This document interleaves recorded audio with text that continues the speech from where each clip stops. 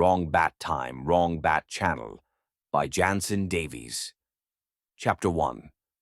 Holy Transmission Era Batman. The year is 2025. Somewhere beyond the Horsehead Nebula, aboard the Yortilian deep space vessel Seeker, a crew of highly advanced alien strategists huddle around a flickering view screen. Their mission? Decode Earth's dominant cultural systems and prepare for ideological conquest. Unfortunately, the only signal they've intercepted, thanks to a wormhole-induced broadcast loop, is a 24/7 stream of 1960s Batman reruns. Commander Loomer, a chrome-plated tactician with a cape made of sentient fabric, watches intently as Batman and Robin foil the Riddler using oversized props and moral platitudes. This is their supreme code, Loomer declares, voice modulated like a haunted kazoo. Earth's leaders wear masks. Justice is dispensed via punch sound effects. Their cities are ruled by flamboyant criminals and a man named the Commissioner. Lieutenant Bargain, a gelatinous orb with a monocle, nods solemnly. Their rituals are clear. We must invade, but with honor, with flair, with bat-like precision. The crew erupts in applause, slapping their hands together in what they believe is Earth's traditional clap. Preparations begin immediately. The invasion fleet is redesigned to resemble Batmobiles, complete with tail fins and flame decals. Uniforms are tailored to mimic Batman and Robin's, though the aliens misinterpret the utility belt as a sacred waistband of power, stuffing theirs with Earth artifacts like staplers, subway tokens, and expired yogurt coupons. Back on Earth, no one suspects a thing. The only anomaly is a sudden spike in vintage Batman merchandise sales and a mysterious uptick in bat signal sightings over major cities. Meanwhile, in a suburban garage in Hollywood, California, a UN intern named Kevin is binge-watching The Sopranos and ignoring his inbox. He has no idea he's about to become Earth's accidental ambassador. Above him, the stars begin to shift. The Bat Fleet is coming, and they're bringing justice, one kapow at a time. Chapter 2. To the Batpole, Yortilians. The Bat Fleet descended at dawn. 37 ships, each shaped like a stylized Batmobile, streaked across the sky in synchronized formation. Their tail fins glowed neon purple.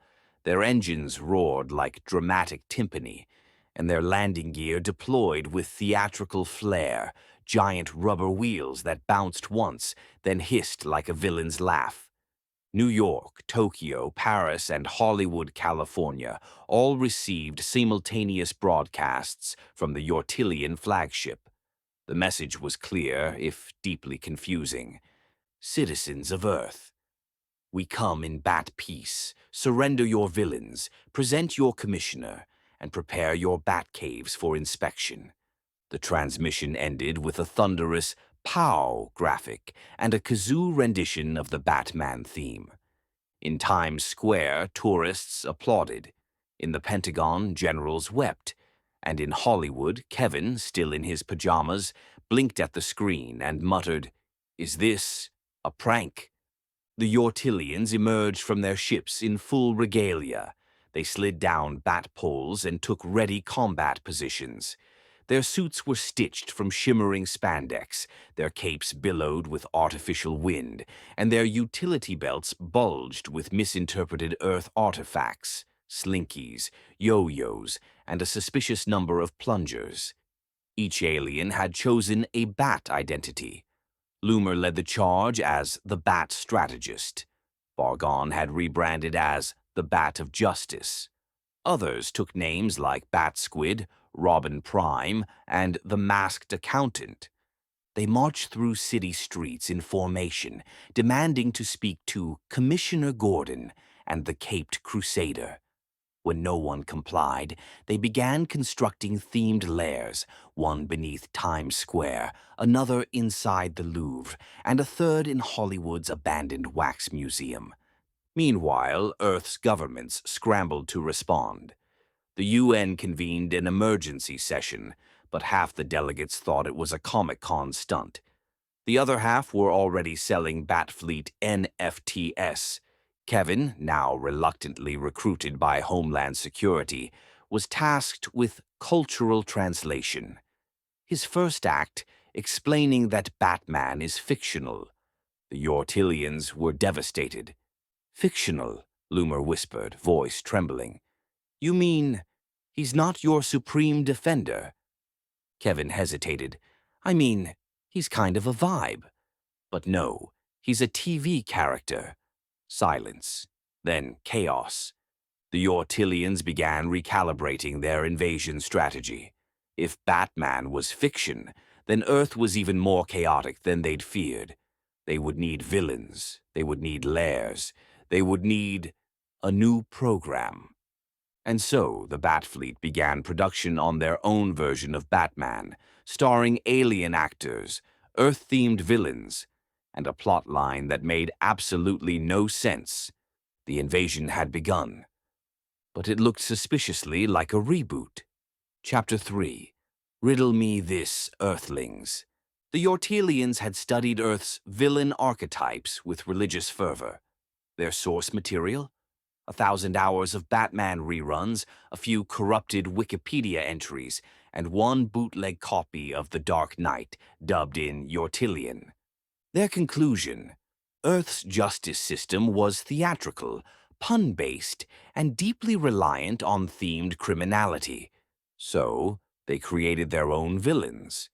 Not to destroy Earth, but to challenge it, to test its moral resolve, to reenact what they believed was the sacred ritual of episode conflict. The first to arrive was the Puzzlertron, a sentient crossword puzzle projected from a hovering cube, whose clues were riddles so convoluted they caused migraines in a 5-block radius. He floated above Times Square, demanding answers to questions like, what has 4 legs in the morning, 12 legs at brunch, and no legs after taxes? When no one responded, he fired laser beams shaped like ampersands. Next came Madame Meow, a feline-themed warlord with 9 mechanical tails and a purring voice that could hypnotize small mammals. She declared herself Queen of Earth's Catwomen and demanded tribute in the form of tuna, velvet, and Instagram followers. Her lair, built inside a repurposed Sephora, featured scratching posts, mood lighting, and a throne made of shredded couches.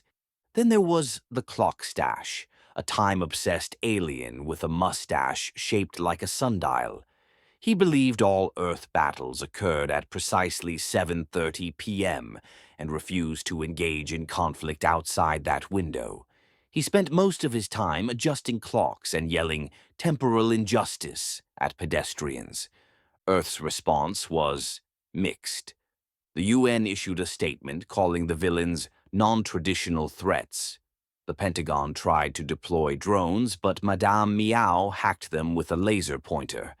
And Kevin, now Earth's unofficial liaison, was tasked with villain debriefing. His first meeting with the Puzzlertron lasted 6 hours and ended with Kevin screaming, "It's a metaphor, not a riddle." Meanwhile, the Yortilians began filming their own Batman-style episodes, starring their villains and featuring Earth locations as sets. Their scripts were improvised, their logic baffling, and their ratings, shockingly, skyrocketing. TikTok teens began cosplaying as Clockstash. Madame Meow trended on X, and the Puzzlertron was invited to guest host Jeopardy! Earth wasn't just being invaded, it was being syndicated. Chapter 4. Meanwhile, back at the Batcave, the Batfleet's flagship hovered above Times Square like a chrome tiara of justice. Beneath it, the Yortilians had begun construction on their most ambitious Earth structure yet. A replica Batcave built from scavenged subway cars, LED billboards, and one stolen Planet Fitness. Inside, the lair pulsed with neon righteousness. Giant novelty props lined the walls, oversized pencils, fake dynamite, and a rotating wall of bat tools that included salad tongs, a karaoke mic, and a suspiciously sentient stapler. At the center of it all stood Batgirl 9, the Yortilian's stealth operative and self-declared mistress of bat elegance. She was modeled after a single episode of Batman the aliens had intercepted mid-transmission, one where Batgirl foiled a museum heist using ballet, judo, and a glitter bomb. The Yortilians had interpreted her as Earth's supreme tactician. Batgirl 9 wore a shimmering purple exosuit, her helmet shaped like a bat with glowing antennae. Her voice was modulated to sound like Earth sass, and she communicated mostly in cryptic one-liners. Justice wears heels, and tonight they're stilettos. She operated from a hidden alcove beneath the Batcave's smoothie bar, where she monitored Earth's villain activity and issued dramatic mission briefings to the fleet. Her favorite tactic, using a purple motorcycle to ambush Earth influencers and demanding they confess their crimes against eyebrows. Meanwhile, the Yortilians began broadcasting their own version of Batman, a surreal, unscripted show starring alien actors, Earth-themed villains, and Batgirl 9 as the breakout star. The show featured episodes like The Gluten Gambit, where Batgirl 9 battles a villain who weaponizes sourdough. #Justice, a social media showdown between Madame Meow and a TikTok dance cult. Batgirl versus The Algorithm, a psychological thriller in which Batgirl 9 hacks YouTube to make justice trend. The show went viral. Earth's youth, confused but entertained, began cosplaying as Batgirl 9. Fan theories exploded online. Was she real? Was she satire? Was she sponsored? Kevin, now Earth's exhausted liaison, tried to explain that Batgirl was a fictional character. Batgirl 9 responded by launching a glitter drone strike on his apartment and leaving a note. Fiction is just reality in a girdle. The Batcave expanded, the show gained sponsors, and Batgirl 9 began planning her next mission, infiltrating Earth's Hall of Justice, which she believed was located inside a cheesecake factory. The invasion was no longer military, it was theatrical, and Batgirl 9 was ready for her close-up. Chapter 5. Holy Cultural Appropriation. It began with a flicker, then a beam, then a blinding bat-shaped explosion of light over every major city on Earth. The Yortilians had activated the Global Bat Signal Array, a synchronized network of orbiting satellites shaped like bat ears. Their purpose, to summon Earth's defenders, enforce Gotham law, and announce the official terms of planetary compliance. The signal pulsed with dramatic urgency. Citizens looked skyward, dogs barked, influencers live-streamed, and somewhere in Hollywood, Kevin spilled his coffee and muttered, "Oh no, they've gone full cosplay." The Yortilians broadcast their demands via holographic kazoo choir. Earthlings, you are hereby summoned to comply with the laws of Gotham. Failure to do so will result in dramatic zoom-ins and ironic monologues. Their demands included all criminals must wear themed costumes and announce their crimes in rhyming couplets. All fights must end with onomatopoeia, preferably biff, zap, or thwack. All cities must install giant novelty props, including typewriters, playing cards, and rubber ducks. All moral dilemmas must be resolved within 22 minutes, including commercial breaks. Earth's governments were baffled. The UN issued a statement titled, "We do not recognize Gotham law." The Yortilians responded by launching glitter missiles and demanding a cameo on The View. Meanwhile, Batgirl 9 took center stage. She hacked the bat signal feed and delivered a solo transmission, part manifesto, part fashion tutorial, part interpretive dance. Justice is not a costume. It's a silhouette, and Earth's silhouette is disappointing. She unveiled her new initiative, the Batgirl Protocol, a global campaign to restyle justice through stealth, sass, and synchronized choreography.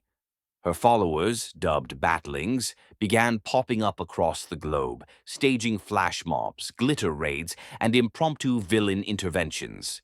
One viral video showed Batlings confronting a corrupt CEO by surrounding his limo and chanting "Pow" until he resigned. Kevin, now Earth's exhausted cultural translator, tried to negotiate. He proposed a compromise. Earth would adopt Gotham law light, allowing themed costumes on weekends and mandatory onomatopoeia during televised debates. The Yortilians agreed, on one condition.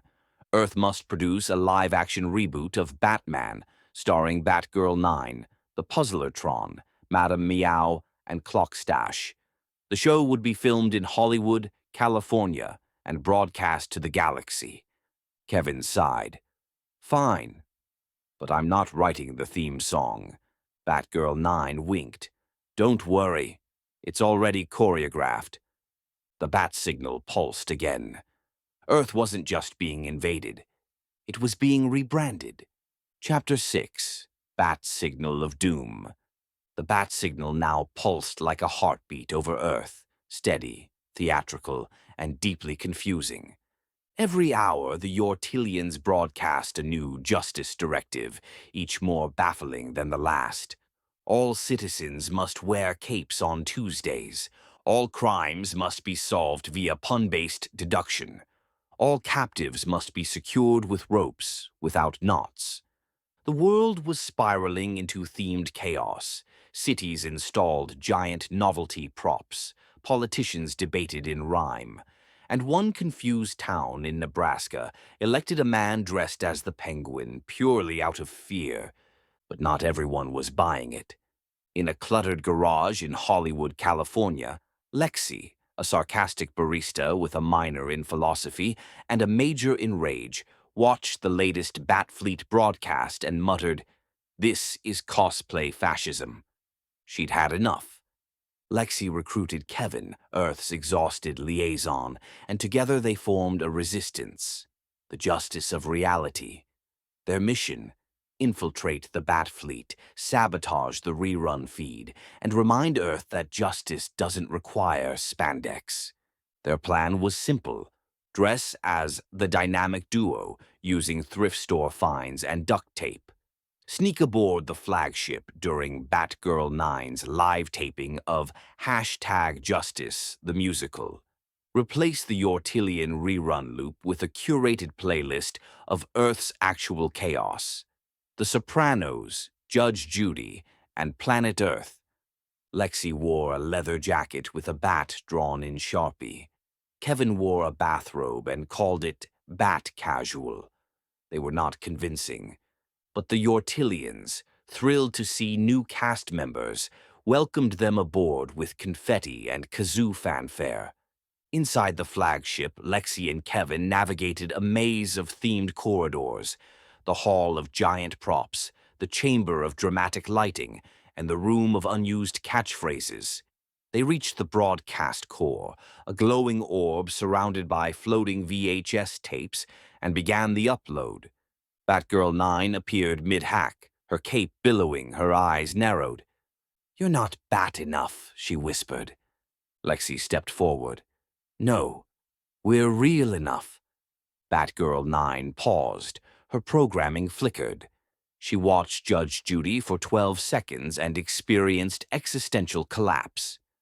"Justice is sarcasm? Don't pee on my leg and tell me it's raining." Kevin nodded. "Sometimes. And sometimes it's just showing up." The rerun loop broke. The Batfleet's logic unraveled. Yortilian villains began questioning their motives. The Puzzlertron joined a book club. Madame Meow opened a cat cafe. Clockstash got a job at a watch kiosk in the mall. Batgirl 9 vanished into the shadows, leaving behind a catnip trail and a note. "Justice evolves." "So do I." Lexi and Kevin returned to Earth as accidental heroes. The Bat fleet retreated. The Bat signal dimmed. But somewhere in a distant galaxy, a new alien fleet was watching the Beverly Hillbillies reruns, and Earth braced for the next rerun. Epilogue. Same Bat time. Never again. The Bat fleet drifted beyond Earth's orbit, its chrome hulls dimming like forgotten props after a final curtain call. Inside the flagship, the last rerun flickered and died. The Yortillians, once devoted disciples of Gotham law, now wandered their decks in existential silence, clutching VHS tapes like sacred relics. Some wept, others started improv troupes. Batgirl 9, now a rogue icon, vanished into deep space, her glitter trail stretching across constellations like a cosmic signature. Rumors swirled. She'd joined a galactic cabaret. She'd become a vigilante fashion critic. She'd infiltrated a planet ruled entirely by musicals. Back on Earth, the Bat signal dimmed for good. Cities dismantled their novelty props. Capes were folded and stored. The UN passed a resolution banning themed villainy except during sanctioned parades. And Kevin and Lexi, now accidental legends, launched a podcast called Wrong Bat Channel, part cultural analysis, part therapy session, part interstellar dispatch. Their first episode, Justice Isn't Camp, but It Should Be. The world moved on, but not without scars, not without sequins, not without the lingering question, what happens when fiction becomes doctrine? In Hollywood, a child built a cardboard bat cave in their backyard. In Tokyo, a subway mural depicted Batgirl 9 soaring above the skyline. And somewhere in the Andromeda sector, another alien fleet binge-watched Gilligan's Island and began sketching blueprints for a coconut-powered invasion. Earth had survived, but the reruns were never truly over. The end. Please like, comment, and subscribe. Thank you.